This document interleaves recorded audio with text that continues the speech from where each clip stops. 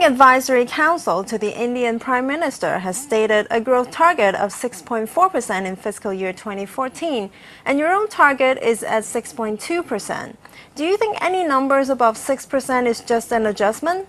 Well, I think it's early in the year still to really be accurate about the forecast, but certainly 6.4 to us seems relatively high. What we've seen in the data so far in terms of industrial production, auto sales, PMI data, has all been relatively weak. So it doesn't look like there's that much momentum in the economy, so I think it'd be quite a challenge to get to a 6.4.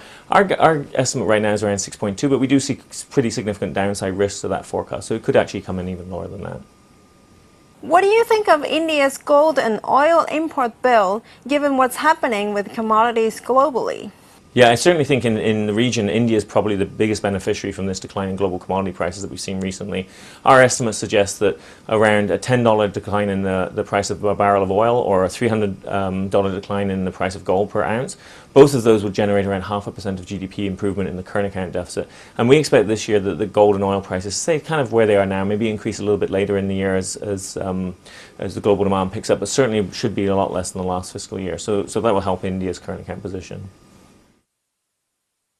What is your view on gold and crude oil prices over the medium term? Well, we expect that this recent weakening has actually probably been overstated. That gold and oil prices will probably rise somewhat towards the end of the year as global demand looks a little bit better, as we see a bit more dynamism in the Chinese economy.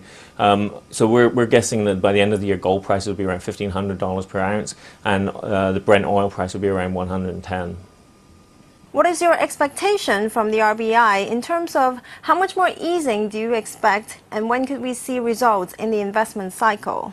Well, I certainly think the RBI is in a much better position than it was last year in terms of its ability to have a little bit more headroom to loosen monetary policy. Inflation's come down. We saw the wholesale price index in March coming down below 6%, and the economy is still weak. And so I think when the RBI looks at those growth inflation trade-off, it does see it has some scope to lower interest rates. So we expect them to lower interest rates maybe another 50 basis points before mid-year, and that will help the economy. However, in terms of its ability to turn around investment, I think that's much more of a difficult question. I think a lot of the obstacles to investment in India are really structural problems linked to land reform and land purchases, linked to ability of government to approve investment projects.